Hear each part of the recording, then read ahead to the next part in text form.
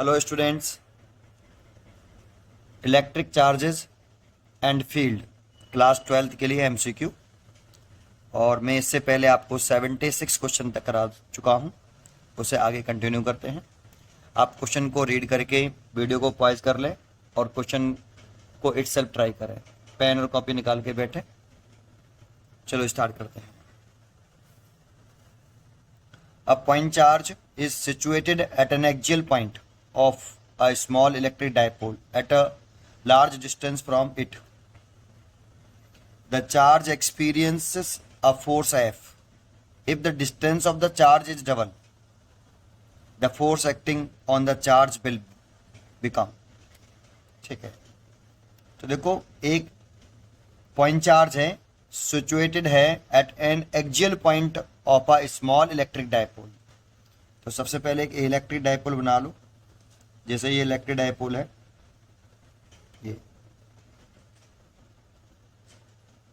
ये आपका electric dipole हो गया और इसकी एक्सियल पॉइंट पर, मतलब एक्सियल पॉइंट एक्सेस पर लाई कर रहा है एक चार्ज। ये इसकी डायपोल एक्सेस बोलते हैं, सो आप डायपोल एक्सेस। और इस पॉइंट पर एक चार्ज प्लेस्ड है, अब पॉइंट चार्ज, तो पॉइंट चार्ज लेट कर लेते हैं हम, कैपिटल क्यू लेट कर लेते हैं। ये पॉइंट चार्ज के ना, अब point charge is situated at an axial point, तो ये एक्सियल पॉइंट हो गया, एक्सियल पॉइंट, एक्सेस पर लाई करने वाला point axial point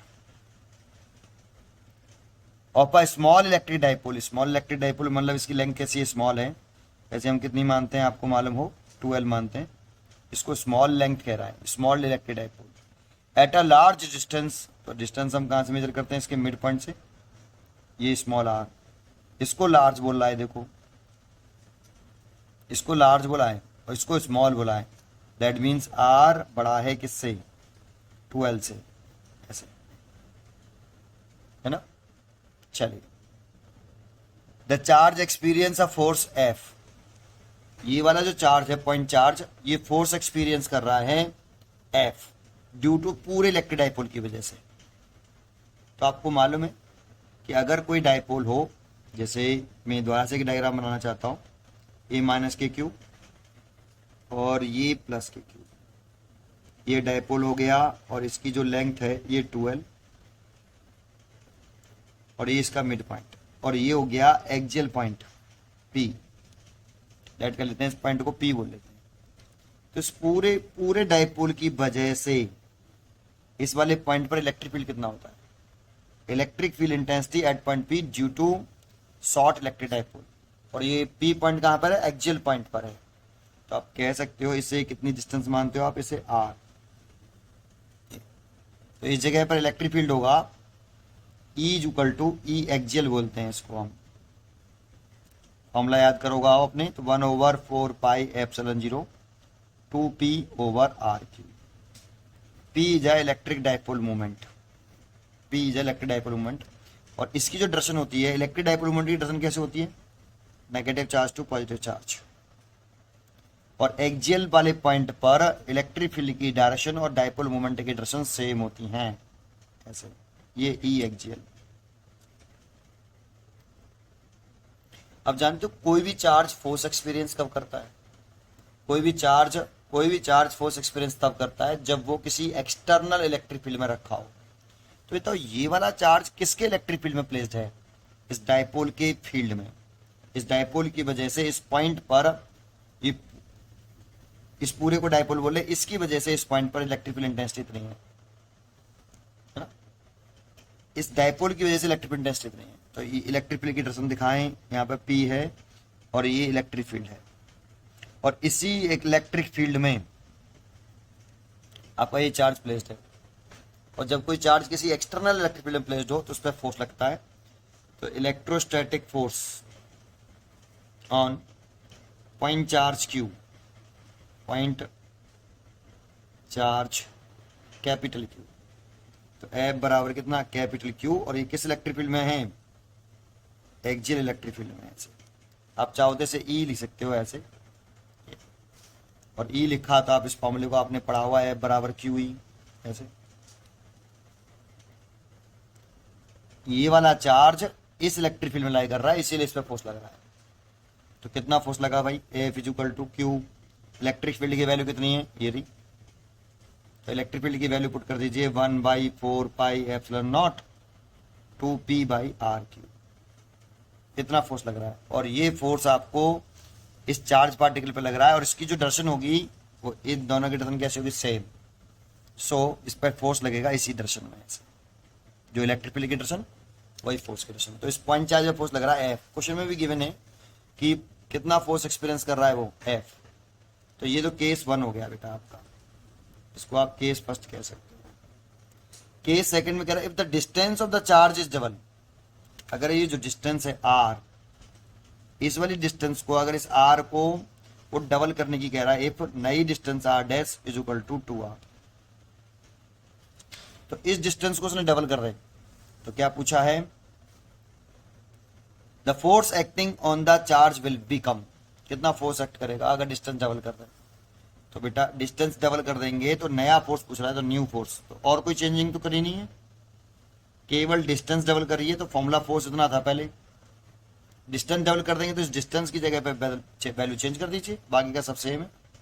Q is equal to 1/4πε0 2p/r dash का Q, और r डैश की वैल्यू कितनी है 2R। अगर 2R लिखेंगे तो उसका Q करेंगे, तो Q मल्टीप्लाइड बाई 1/4πε0 2p/8RQ। और इस पूरे की जगह पे लिख सकते हैं हम कितना, F। आप इसकी जगह पर 8 को छोड़कर इसकी जगह पे आप लिख सकते हो F। तो F dash is equal to F/8। तो इसीलिए चॉइस ये होगी। चेक करते हैं क्या चॉइस बता रहा है वो आपसे, 2F, F/2, F/4 और F/8। डी चॉइस होगी 77 का डी, 77 का डी इज राइट आंसर। ठीक है, चलिए 78 की तरफ चलते हैं। 78 क्या कहता है, अब 78 रीड करिए तब तक। तो 78 रीड करिए, the electric flux emerging out from 1 coulomb charge H। 1 coulomb charge से कितना इलेक्ट्रिक फ्लक्स इमर्ज होगा। तो जैसे आप कह दो कि 1 कूलम चार्ज, सपोज करो ये प्लेस्ड है, ये 1 कूलम चार्ज है, और इससे कोई इमेजिनरी क्लोज सरफेस बना लो, ऐसे है ना। आप ये सपोज कर लो कि ये 1 कूलम चार्ज है। अब इस 1 कूलम चार्ज से कितना चार्ज इमर्ज होगा ये पूछ रहा है। तो एक इमेजिनरी क्लोज सरफेस बना लीजिए आप, ये एक इमेजिनरी क्लोज सरफेस बना लिया, क्लोज सरफेस, और गॉस थ्योरम में अप्लाई कर दीजिए। तो according to Gauss theorem, according, अब आपको कोई पॉइंट चार्ज होता है तो उसमें इलेक्ट्रिक फील्ड लाइंस ऐसे पॉइंट चार्ज से अवे होती हैं, ऐसे ऐसे ऐसे रेडियल आउटवर्ड होती हैं पॉइंट चार्ज अगर हो तो ऐसे। तो कितना ये electric flux lines, electric field lines कितना इससे बाहर निकल रही हैं ये पूछ रहा है आपसे। तो according to Gauss theorem,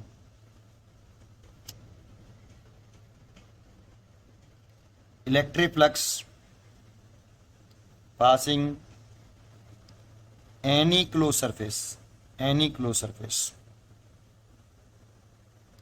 phi is equal to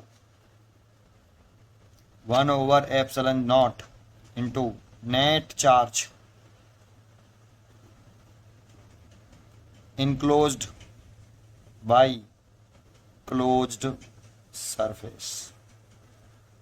net charge enclosed by close surface, तो इस क्लोज सरफेस के अंदर कितना चार्ज है 1 coulomb, 1/epsilon naught into 1 coulomb, 1 coulomb ही है ना, ठीक है। तो कितना हो गया 1/epsilon naught। इतनी इलेक्ट्रिक फ्लक्स क्या हो रहा हुआ, इमर्ज हो रहा हुआ। The electric flux emerge out from 1 coulomb charge H 1/epsilon naught। A choice हो गई इसकी, देखो 1/epsilon naught ही तो आ रहा है, ये इलेक्ट्रिक फ्लक्स आ गया गॉस थ्योरम से। तो इतना इलेक्ट्रिक फ्लक्स इमर्ज हो रहा है, इसीलिए ए चॉइस है 78 की, ए इज अ राइट आंसर। चलिए 79 की तरफ चलते हैं। अगला क्वेश्चन आप रीड करिए 79 क्वेश्चन क्या कह रहा है, देखिए, the electric dipole consisting of charges plus kq and minus kq separated by distance small r। ठीक है, तो एक आपका ये देखो, एक प्लस का क्यू चार्ज है और एक माइनस की क्यू चार्ज है। एक दूसरे से कितनी डिस्टेंस प्लेस है, सेपरेटेड है, स्मॉल आर डिस्टेंस प्लेस है। इसको बोलते हैं पूरे को इलेक्ट्रिक डाइपोल। तो an electric dipole consisting of charges plus के क्यू एंड माइनस के Q separated by a distance R is kept symmetrically at the centre of an imaginary sphere of radius capital R. और capital R किससे बड़ा है, small are से।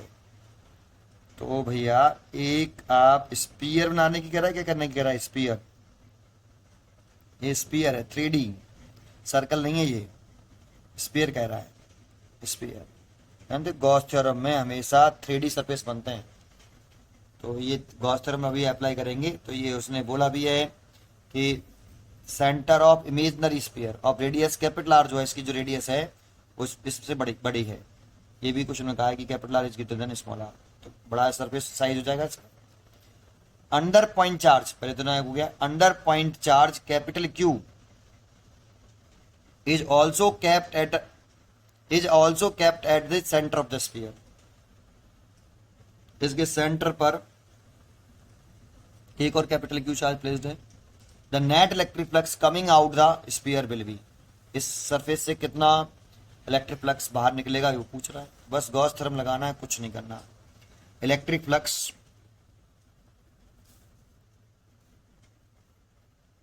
Net electric flux coming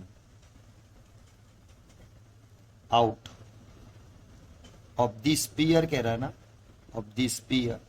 यहां sphere ही तो close surface है, sphere को ही हम क्या बोल रहे हैं, क्लोज सरफेस।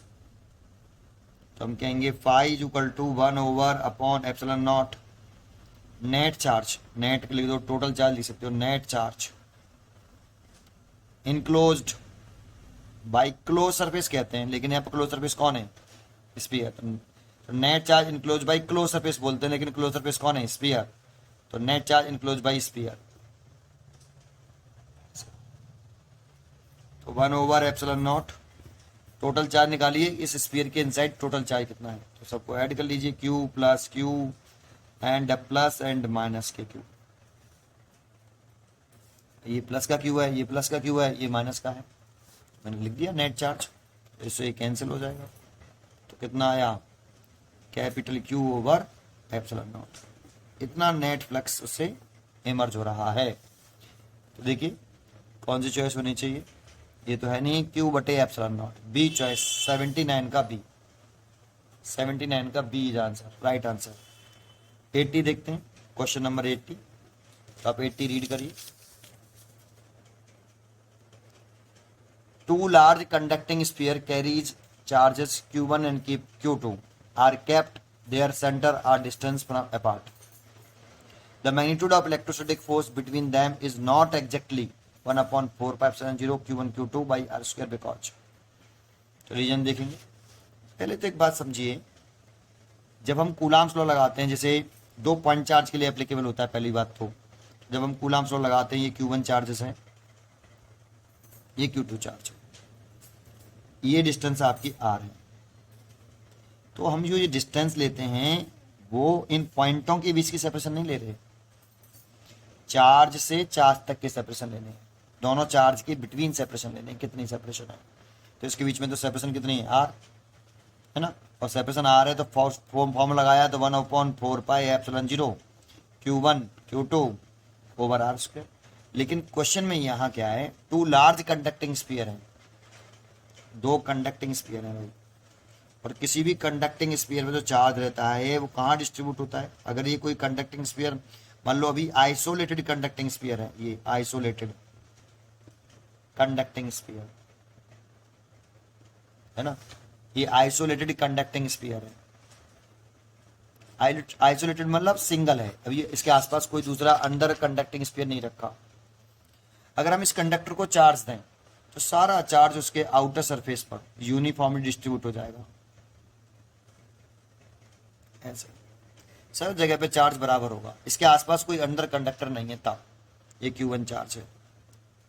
ऐसे ही ये एक कंडीशन हो गई। अब मेरे पास दूसरा कंडक्टिंग स्फीयर है, ये रहा, और इसके आसपास भी दूर दूर तक कोई चार्ज, दूसरा कंडक्टिंग स्फीयर नहीं है दूर दूर तक, ठीक है। अब इस कंडक्टर को अगर हम, ये स्फीयर है और कंडक्टिंग है, तो जानते हो किसी भी कंडक्टर को हम चार्ज देते हैं तो सारा के सारा चार्ज उस कंडक्टर के आउटर सरफेस पर डिस्ट्रीब्यूट होता है। इनसाइड द कंडक्टर चार्ज कितना होता है, 0। अगर हम इस पर चार्ज देंगे तो सारा चार्ज उसके आउटर सरफेस पर यूनिफॉर्मली डिस्ट्रीब्यूट होगा, लेकिन इसके आसपास कोई दूसरा कंडक्टर नहीं है तब। मान लो इसको Q2 चार्ज दे दिया। अब इन दोनों कंडक्टरों को हम एक दूसरे के पास लेके आते हैं और कितनी डिस्टेंस पर रख देते हैं, 8 डिस्टेंस पर रख देते हैं। अब इन दोनों कंडक्टरों को हम एक दूसरे के पास ले आए, एक कंडक्टर ये आया और दूसरा कंडक्टर में ये ले आया, और एक दूसरे के पास इनके सेंटर से सेंटर तक की डिस्टेंस मैंने लेट कर ली, कितनी है, R। इतने डिस्टेंस पर रख दिए। तो अब बताओ, इस पे Q1 चार्ज था, इस पे Q2 चार्ज था, तो क्या अब इन दोनों कंडक्टर के बिटवीन इतना ही फोर्स होगा? एग्जैक्टली इतना ही होगा, इससे ज्यादा होगा या इससे कम होगा? आपको ये बताना, इतना ही होगा, इससे ज्यादा होगा या इससे कम होगा? तो जरा देखें, जैसे इन दोनों कंडक्टरों को आप पास लाओगे तो इन दोनों चार्जेस के बीच में रिपल्सन होने की वजह से ये चार्ज इस कंडक्टर के सरफेस पर यूनिफॉर्मली डिस्ट्रीब्यूट नहीं रहेगा। ये जो चार्ज है जो पहले पूरे कंडक्टर पर यूनिफॉर्मली डिस्ट्रीब्यूट अगर होगा, जानते हो अगर ये यूनिफॉर्मली डिस्ट्रीब्यूट होता है तो हम, अगर ये इनके बीच की सेपरेशन लार्ज होती है, इन दोनों के बीच की सेपरेशन लार्ज होती है, अगर दोनों कंडक्टरों के बिटवीन की सेपरेशन लार्ज होती है, बहुत लार्ज, और ये चार्ज यूनिफॉर्मली डिस्ट्रीब्यूट होता है, तो हम ये एज्यूम कर लेते हैं कि ये सारा चार्ज इसके सेंटर पर कॉन्सेंट्रेट है। इसे पॉइंट चार्ज मान सकते हैं अगर इन दोनों के बीच की डिस्टेंस लार्ज है तब। जैसे हम सन को देखते हैं तो सन होता बहुत बड़ा है, लेकिन हम बहुत दूर से देखते हैं उसे तो हमें बहुत छोटा सा दिखता है। और अगर हम किसको देखें, स्टार को, तो वो और भी दूर है तो वो और भी छोटे दिखते हैं, पॉइंट की तरह से। ऐसे ही अगर इन दोनों के बीच की सेपरेशन बहुत ज्यादा होगी तो ये चार्ज अगर यूनिफॉर्मली डिस्ट्रीब्यूटेड है तो इस चार्ज को हम कहां पर कंसीडर कर सकते थे, सेंटर पर। लेकिन जैसे ये दोनों पास आएंगे तो ये चार्ज यूनिफॉर्मली डिस्ट्रीब्यूटेड नहीं रहेगा, क्योंकि इन दोनों चार्ज के बीच में रिपल्सन होने की वजह से सारा चार्ज इधर भाग जाएगा बेटा ऐसे, और ये सारा चार्ज इधर भाग जाएगा। अब इन दोनों चार्ज की जो बीच की सेपरेशन है वो D, वो R से बड़ी है, तो जो यहां पर फोर्स आ गया नया फोर्स, वो 1/4 पाई एप्सिलॉन 0 Q1 और Q2 ओवर D स्क्वायर आएगा। और ये जो D है वो R से बड़ा होने की वजह से जो F डैश है, ये वाला फोर्स बड़ा है। अगर मैं पूछूं, अगर ये दो Q1 Q2 चार्ज है, उनके बीच की सेपरेशन R है, तो देखो बाकी का तो चेंज नहीं हुआ, डिस्टेंस तो चेंज हो रही है इस वाले फॉर्मूले में, इस वाले फॉर्मूले में। यहां R छोटा है D से, तो ये वाला फोर्स कम होगा और ये वाला फोर्स ज्यादा होगा, तो ये जो फोर्स होगा F डैश वो ग्रेटर होगा F से। दैट मीन्स जो नया फोर्स होगा वो ग्रेटर होगा किससे, 1/4 pi epsilon 0 Q1 Q2 over R square से, इक्वल नहीं होगा। और उसकी वजह क्या है, ये जो चार्ज है, जैसे दोनों कंडक्टर को हम पास लाएंगे, ये जो चार्ज है वो सरफेस पर यूनिफॉर्मली डिस्ट्रीब्यूटेड नहीं रहेगा। इसीलिए इन दोनों के बीच में जो फोर्स है वो अब ज्यादा हो जाएगा इस वाले फोर्स से, इस वाले फोर्स से ज्यादा हो जाएगा, इक्वल नहीं होगा एग्जैक्टली। इसीलिए हम आंसर क्या देंगे, उसने क्वेश्चन में तो दे ही रखा है, इज नॉट एग्जैक्टली इतना, बिकॉज पूछ रहा है these are not point charges, charge distribution on the sphere is not uniform, तो B choice is a right answer. The charge, पहले भी ये पॉइंट चार्जेस नहीं थे, अगर ये बहुत दूर होंगे तब भी ये पॉइंट चार्ज नहीं थे तो वो कंडक्टिंग स्फीयर ही, लेकिन एज्यूम कर लेते अगर चार्ज यूनिफॉर्मली डिस्ट्रीब्यूट होता तो, लेकिन चार्ज यूनिफॉर्मली डिस्ट्रीब्यूटेड रहेगा ही नहीं, इनको क्लोज लाते ही, ठीक है। चलिए, तो इसीलिए हम बोल सकते हैं charge distribution on the sphere is not uniform, इसीलिए बी बोल सकते हैं इसकी choice, B is a right answer, B is a right answer. अगला क्वेश्चन देखते हैं, नेक्स्ट क्वेश्चन।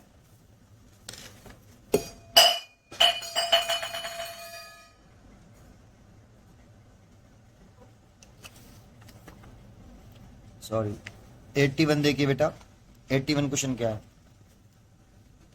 ये लास्ट क्वेश्चन है इसका। The electric flux through the closed Gaussian surface depends upon. तो Gaussian the electric flux through a closed Gaussian surface depends upon. तो Gauss law क्या होता है भाई?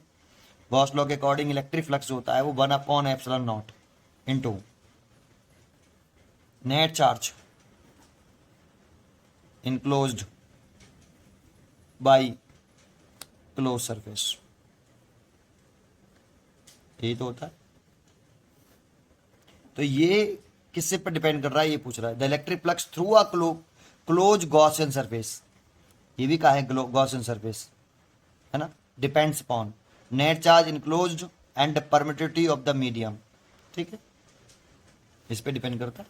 एक तो नेट चार्ज पे करता है और एक परमिटिविटी पे करता है। जानते हो अगर फ्री स्पेस होता है, अगर फ्री स्पेस में तो एप्सिलॉन लिखते हैं, लेकिन अगर वहां पर मीडियम है तो हम ऐसे लिखते हैं एप्सिलॉन आर। एप्सिलॉन आर लिख सकते हो और डाइलेक्ट्रिक कांस्टेंट के भी लिख सकते हो इनटू नेट चार्ज। जिस प्लेस पर हम अगर हमारा जो कंडक्टर है वो एयर या फ्री स्पेस में रखा है तो हम एप्सिलॉन नॉट लिखेंगे। अगर मीडियम में प्लेस्ड है वो कंडक्टर किसी में एयर के अलावा किसी अंदर मीडियम में प्लेस्ड है तो हमें इनक्लोज्ड बाई क्लोज्ड सरफेस फिर ये लिखना चाहिए। इसलिए electric flux permittivity of medium and इसको परमिटिविटी ऑफ मीडियम कह सकते हैं पूरे को, एप्सिलॉन 0 एप्सिलॉन आर। ये रिलेटिव परमिटिविटी है, ये परमिटिविटी ऑफ फ्री स्पेस, ये रिलेटिव परमिटिविटी ऑफ मीडियम और ये परमिटिविटी ऑफ मीडियम। हम कह सकते हैं electric flux permittivity of medium और net charge enclose by close surface पे डिपेंड करता है। तो net charge enclose and permittivity of medium, A is the right answer. दूसरा पढ़ लेते हैं फिर भी, net charge enclose and permittivity of medium and size of the Gaussian surface. तो गॉसियन सरफेस के साइज से इंडिपेंडेंट होता है, तो ये रॉन्ग चॉइस है। नेट चार्ज इनक्लोज ओनली, ये भी रॉन्ग है। Permittivity of the medium only, ये भी रॉन्ग है। इसीलिए a choice is the right answer. ठीक है, ये देखो ये कंप्लीट हो गए हैं। अब इससे नेक्स्ट वीडियो में हम आपको इसका जो सेकंड पार्ट है इलेक्ट्रोस्टैटिक पोटेंशियल, सेकंड चैप्टर है यूनिट 1 का, इलेक्ट्रोस्टैटिक पोटेंशियल एंड कैपेसिटेंस, इसके क्वेश्चन आगे नेक्स्ट पार्ट में हम कराएंगे। ठीक है, थैंक यू, पढ़ते रहिए एंड खुश रहिए।